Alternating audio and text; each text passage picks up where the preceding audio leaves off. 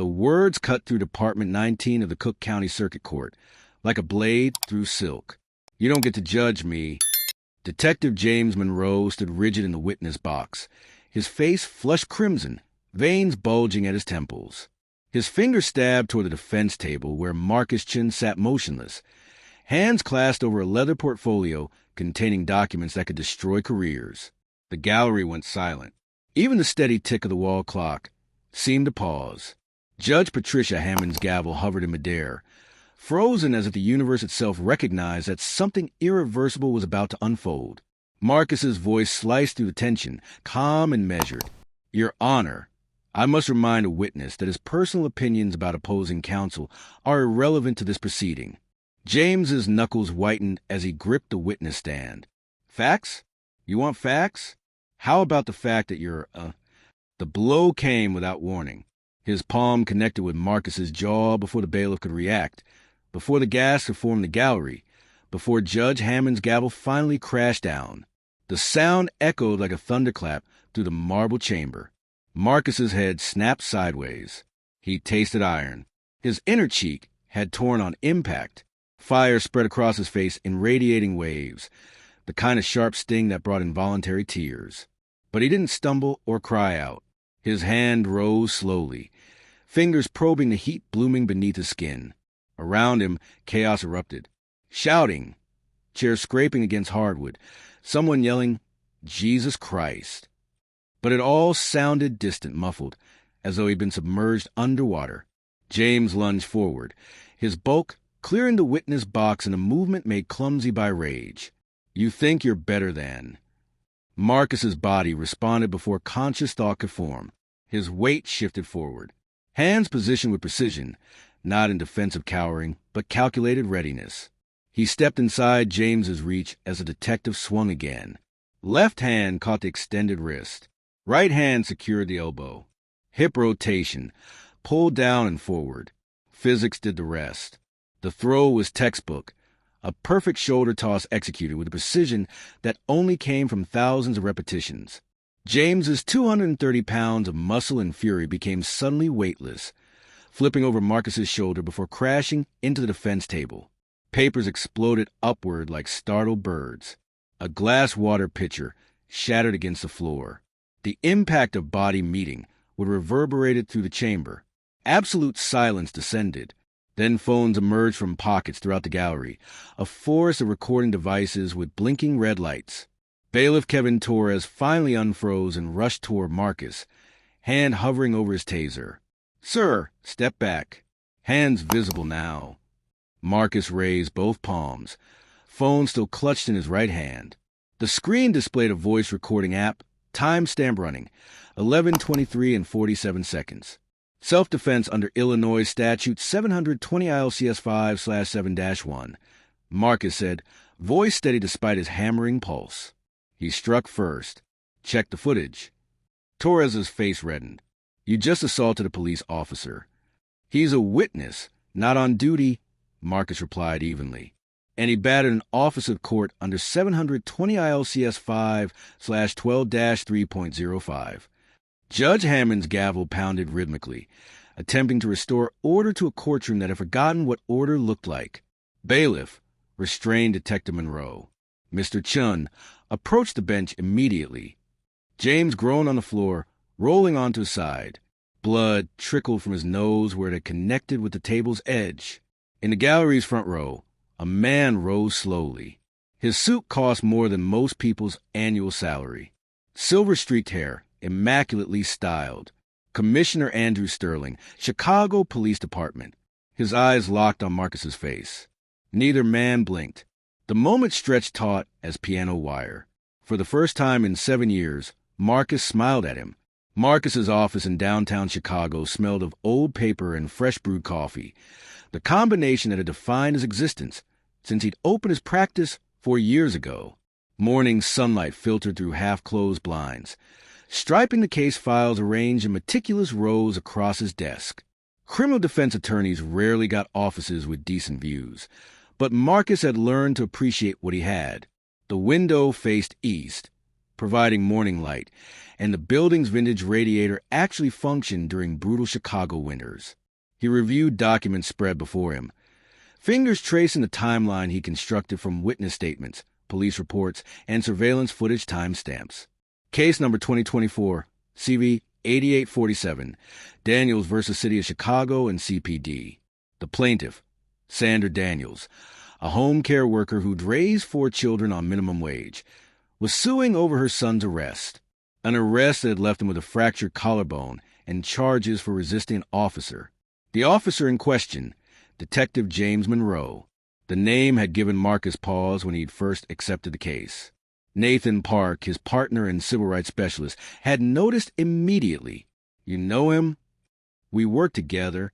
Long time ago." Marcus had closed the file, pushed it aside like it was just another document instead of a door to a past he'd sealed shut. Now, for days before trial, he couldn't avoid that door any longer. His desk drawer held something he'd kept for 7 years, a folded newspaper article, edges soft from handling, headline screaming, "Detective resigns amid internal investigation." His own face stared up from the grainy photo, younger, wearing a uniform he'd once been proud to don every morning. Nathan appeared in the doorway, carrying 2 coffee mugs. Korean-American, Harvard Law, with a mind that could dissect legal precedent like a surgeon with a scalpel. More importantly, he never once asked Marcus why he'd left the force. "Trial starts Thursday," Nathan said, setting 1 mug on the desk. "You ready to face your old precinct?" "I left that life behind." The words came automatically, the same response Marcus had perfected over the years. Nathan's eyes flicked to the desk drawer, which hadn't closed completely. The newspaper clipping peeked out like an accusation. He didn't comment, just sipped his coffee and changed subjects. "Daniels' family is coming at 3. Mrs. Daniels wants to review everything again." Marcus nodded, pulling out evidence photos. He organized them by timestamp first, then by relevance, a habit Nathan had noticed but never questioned. Most defense attorneys didn't bother with such precision, but Marcus cross-referenced every witness statement against entry logs, security footage, and dispatch records. The devil lived in those details. In the 4-minute gap between when James claimed he'd arrived at the Daniels home and when body camera footage actually began, Marcus met Sandra Daniels at a cafe 2 blocks from the courthouse that afternoon. She was 56, hands weathered from decades of caring for the elderly and infirm. Her son Tyler sat beside her, arms still in a sling from where it had been wrenched behind his back during the arrest. At the neighboring table, 2 men in casual clothes, off-duty cops, obvious from their bearing and how they positioned themselves facing the door, spoke just loud enough to be overheard. "That's a lawyer on the Daniels case." The first one said, "Stocky with a crew cut. Used to be one of us till he sold out." His companion, lean with a pencil mustache, laughed. "Traitor, taking thug money now." Sandra's hand trembled on her coffee cup, creating tiny ripples in the liquid. Tyler's jaw clenched, but Marcus reached across and squeezed Sandra's wrist once, gently. "Ignore them. We have work to do." He pulled out the incident report, pointing to discrepancies he'd marked.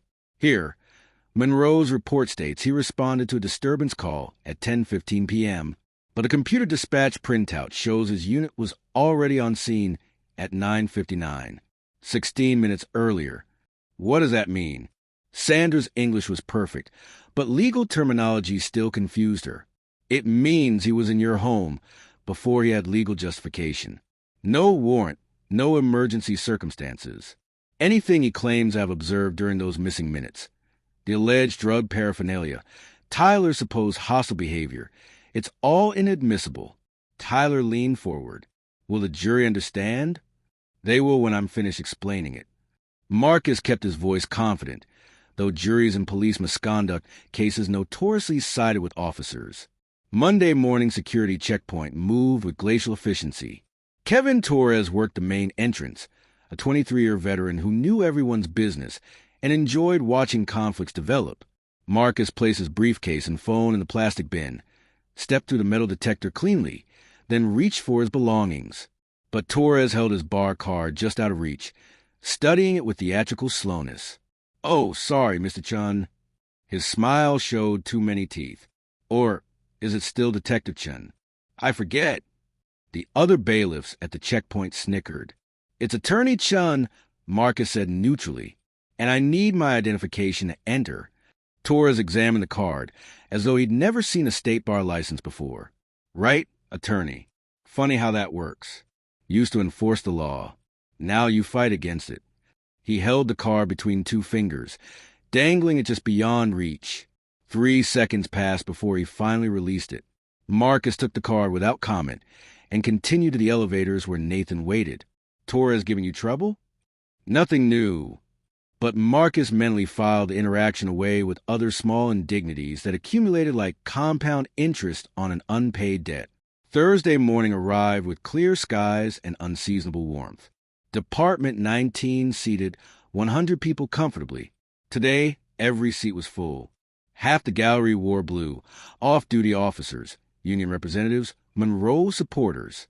The other half wore the Daniels family's colors, a sea of somber black mixed with defiant red.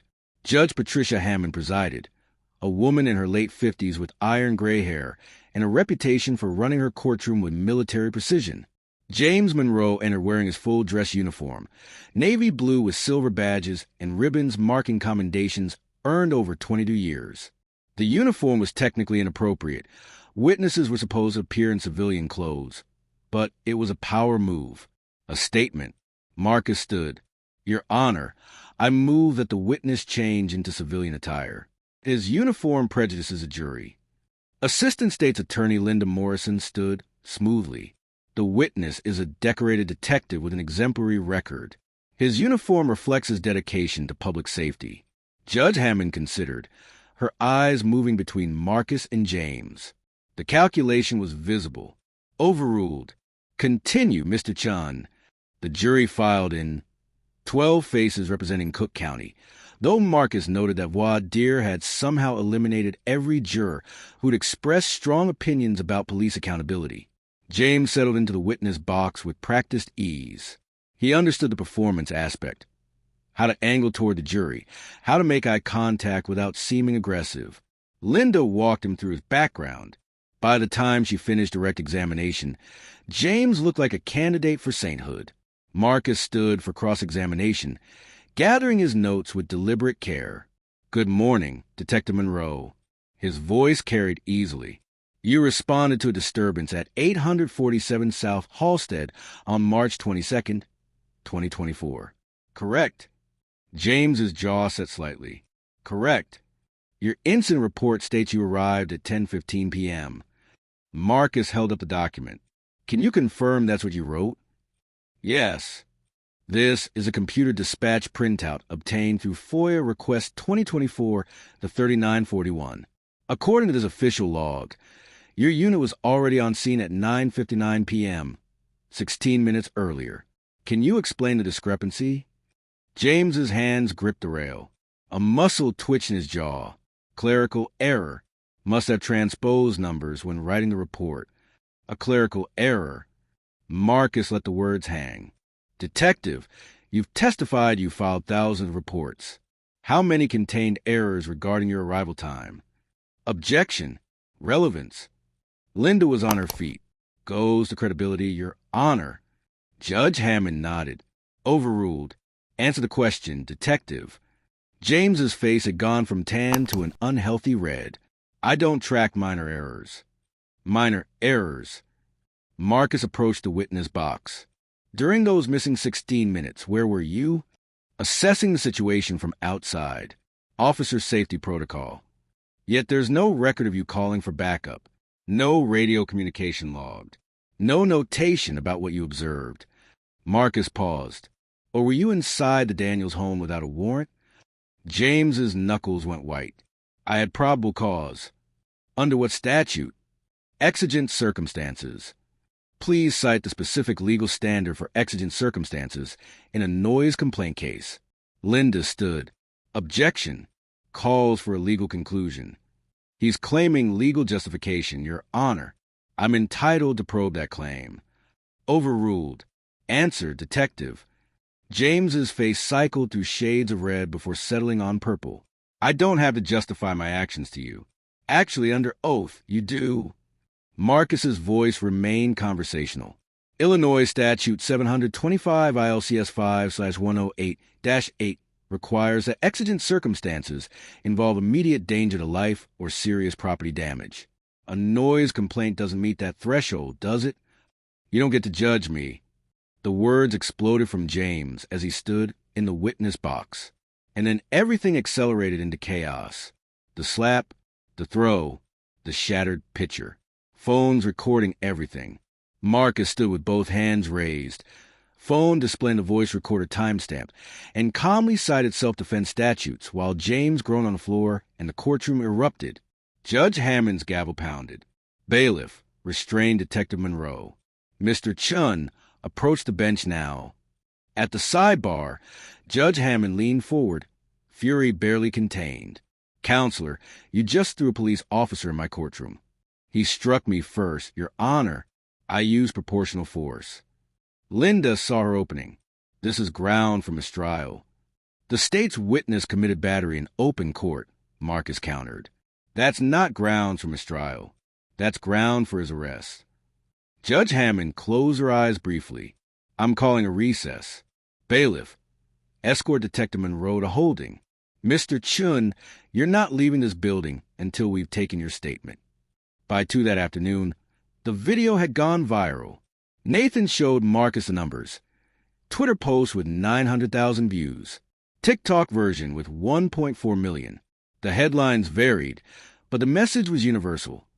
This was exactly the courtroom drama people craved.